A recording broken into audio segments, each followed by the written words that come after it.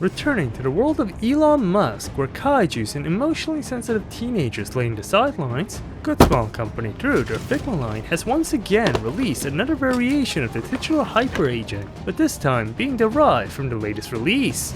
And taking a look at the latest iteration of Gridman, I can clearly say just by the aesthetics alone is a definitive upgrade to Figma's original release. So, prime that fixer beam, possess an unknowing child without consent, and carefully monitor moody teenagers with childhood traumas, as we're gonna get a good old dissectomy observation of the hero that modern time doesn't want, but needs.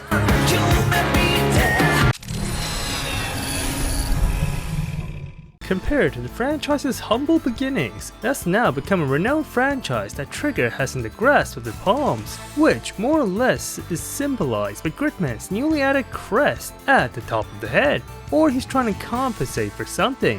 This is in addition to the golden semi-crown placed below the said crest, symbolizing Gridman's fighting prowess, and the red mechanical side pins attached to add some riz to the new design, that all combine to form a somewhat spiky and colorful head that oozes GigaChat energy, compared to the minimalistic design seen on the original release. But what is a head without mentioning the face, as the traditional cyborg looking face has been retrofitted to suit the modern age, as this time around the eyes have been enlarged to visualize Gridman's more hungry and fearsome nature, and the lower part of the face has been expanded to more align with Gridman's more masculine nature, as portrayed through the enlarged lips and more defined chin. Moving down to Gridman's body, I can clearly say that Gridman has definitely been hitting the gym during his absence, as the sleek, slim, and straight out idol-esque body has been ousted, and in its place is a body that more or less resembles the peak human physique, as portrayed through the top two inverted crystals acting as the chest packs, the remaining translucent pots below acting as the remaining six packs, and the lean abdomen that signifies a low-carb diet. But let's not forget the newly added neon cyberpunk design that, with the black casing and the neon blue RGB lights coursing through, makes this iteration of Gridman literally evolve from a skinny country humpkin to an edgy city boy that can hang around with the cool kids.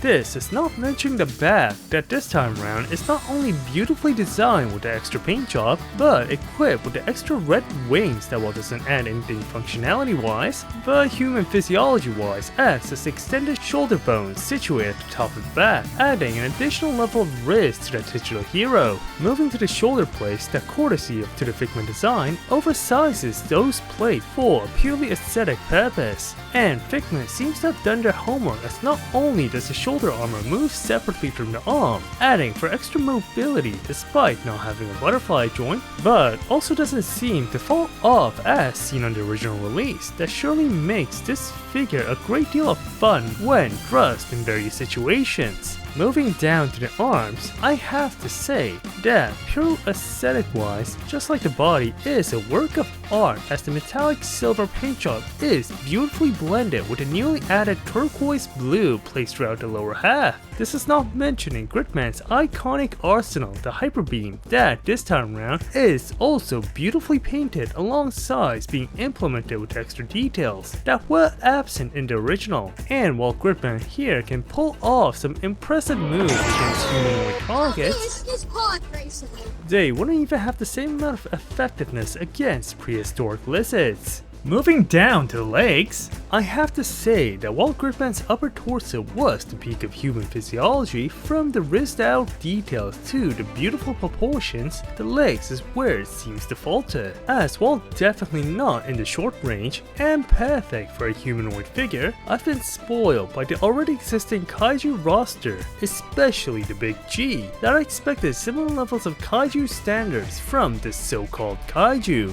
But regardless of my personal fetishes, the legs are still a work of art, as not only does the newly added cyberpunk design suit this version of Gridman, but also the blend of the metallic gray, shiny Dalek gold, and a turquoise paint job makes it mesmerizing to the human eye. This does not mention the newly implemented designs such as the side leg armor that makes the leg extra thick compared to the skinny jean fit of the original, the ever more sharp and pointy knee blade that can be used as a weapon if you're not careful, and the flash-inspired bolts in the feet that all culminate in a pair that can not only pull off some iconic poses, but also can be used to pummel lesser entities with ease. Just be careful who Gridman is pinning down, as it might be ineffective against the upper echelons.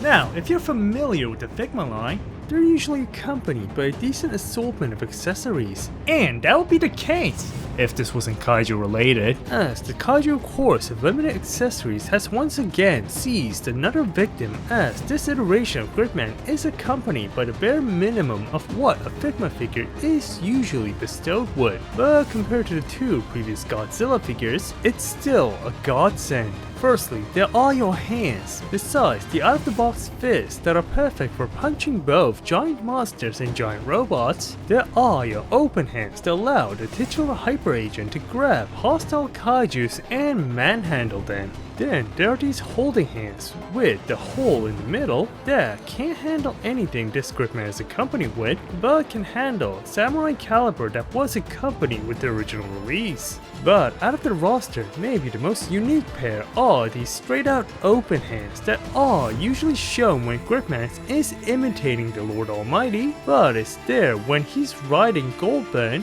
which I don't have. And after my previous experience with the Gatai line, don't plan on doing so.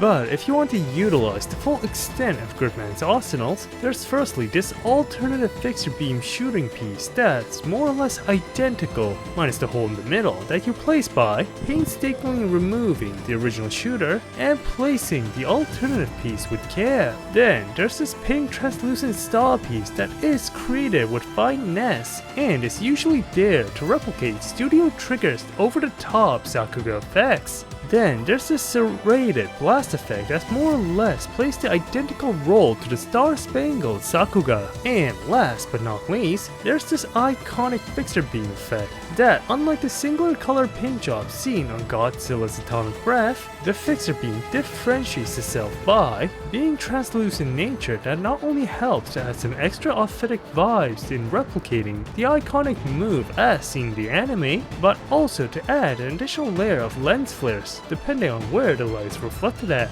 But more importantly is that this effect is divided up into multiple colors that, with it reaching further and further away, progressively changes from the average pink to a translucent yellow to ultimately a sky blue color scheme, adding a bit of flair to Gridman's iconic attack. And add all the pieces together by attaching the spiky pink piece, then the Star Spangled Sakuga, and insert the effect piece to the hole in the middle. Wait, that sounded wrong. And here you have the Universal Fighter iteration of Gridman firing his iconic fixer beam. And I gotta say that this is a marvel to look at, as it encompasses all that is great regarding the titular hero, and without even mentioning, is something I can admire as a statue.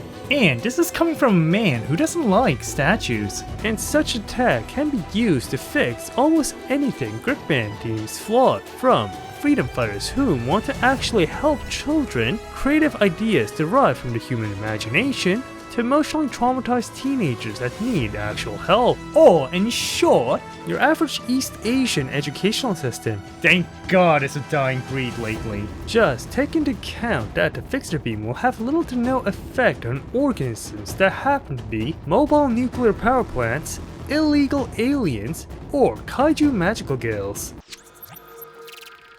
Talking about where it really counts. Wait, that sounded wrong. Gridman, as being a cyborg, you expect this titular hero to stand tall above both men and rivaling those of fellow gods. And you're not wrong there, as Figma's iteration of Gridman stands at 16 centimeters or roughly 6.3 inches tall, making our beloved hero tower over fellow man, but far below the likes of the upper echelons such as the Big G or extraterrestrials. Here's Gridman next to fellow Figmas, the modernoid version of Full Kaiser Gridman, the original Figma Gridman, and Monkey, the Big G, and an illegal immigrant. It's been a while since my last Figma review, but if you can recall, the Figma line is, out of the roster, the most flexible of the bunch, and considering the previous kaiju roster, minus the kaiju number 8 line, which has been more or less a statue, Figma's reproduction of the Universal Fighter Gridman seems to add a new dimension of posability to the kaiju roster. The head can move up and down, side to side. Torso movement, on the other hand, can hardly move up and down, side to side. And while the abdomen can also hardly move up and down, side to side movement is possible.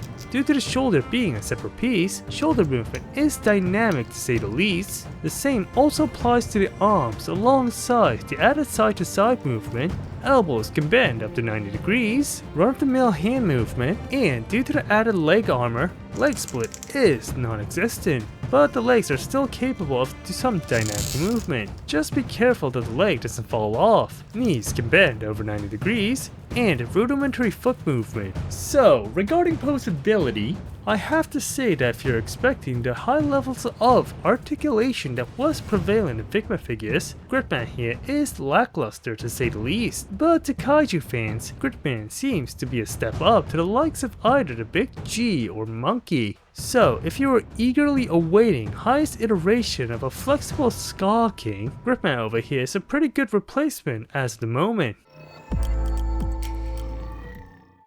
So, what do I have to say for our always online hero? Figma's iteration of the Universal Fighter Gridman is another great release, as Sculpt Small Company not only improved upon the originally flawed release such as the more or less dull paint job and extremely brittle joints that don't seem to be an issue here, but also the superb quality that was applied to the new release as portrayed through the newly applied screen accurate sculpt, the shiny and metallic paint job that has been beautifully applied, the more or less accurate size that places Gridman well with its kaiju contemporaries, and the newly added accessories that aid in replicating Gridman's on-screen appearance. But not all is utopian as it seems, as the new mold is still plagued by the limited articulation that is actually pretty good, and leagues ahead of his kaiju contemporaries is still lackluster compared to his Figma counterparts. With all my thoughts out of the way, I would still highly recommend Figma's iteration of the Universal Fighter Gridman,